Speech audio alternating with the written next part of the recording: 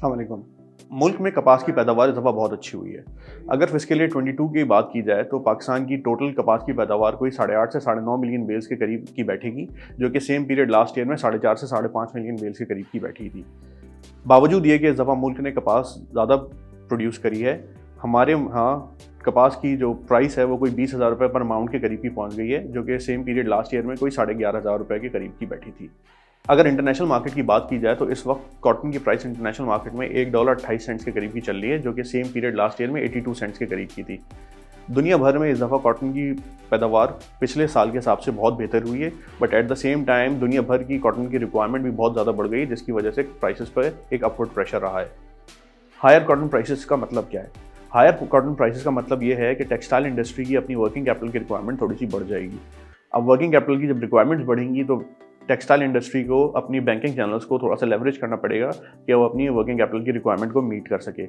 इनमें जो छोटी कंपनियां होंगी, खास तौर पे उनके लिए प्रॉब्लम ये हो सकती है कि इतनी ज़्यादा वर्किंग कैपिटल की रिक्वायरमेंट और इतनी सारी बोरोइंग्स होंगी, जिसकी वजह से इनकी बैंकिंग चैनल्स वो थोड़े से चोक हो सकते हैं। हायर कॉटन प्राइसेस जहाँ पर अपने साथ बहुत सारे चैलेंजेस लेके आई है, वहीं पर गवर्नमेंट ऑफ पाकिस्तान ने टेक्सटाइल इंडस्ट्री को बहुत सारे इंसेंटिव्स भी दिए हैं, जिसकी वजह से ये वाला चैलेंज काफ़ी हद तक मैनेज हो जाता है। जो इंसेंटिव्स हुकूमत पाकिस्तान ने टेक्सटाइल इंडस्ट्री को दिए हैं, उनमें से एक बड़ा इंसेंटिव ये है कि टेक्सटाइल सेक्टर में अपनी वर्किंग कैपिटल रिक्वायरमेंट को मैनेज करने के लिए बैंकिंग सेक्टर से 3% पर आसान कर्जा बोरो कर सकती है।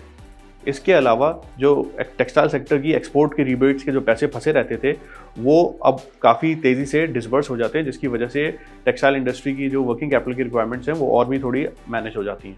इसके अलावा गवर्नमेंट ऑफ पाकिस्तान ने टेक्सटाइल सेक्टर को अब टर्नओवर टैक्स पे भी थोड़ी छूट दी है। टर्नओवर टैक्स जो कि पिछले साल तक 1.5% होता था, वो अब कम होकर 1.25% ऑफ सेल्स हो गया है। इन्हीं वजूहात की बिना पर हमारा ध्यान टेक्सटाइल सेक्टर पे बहुत बेहतर है।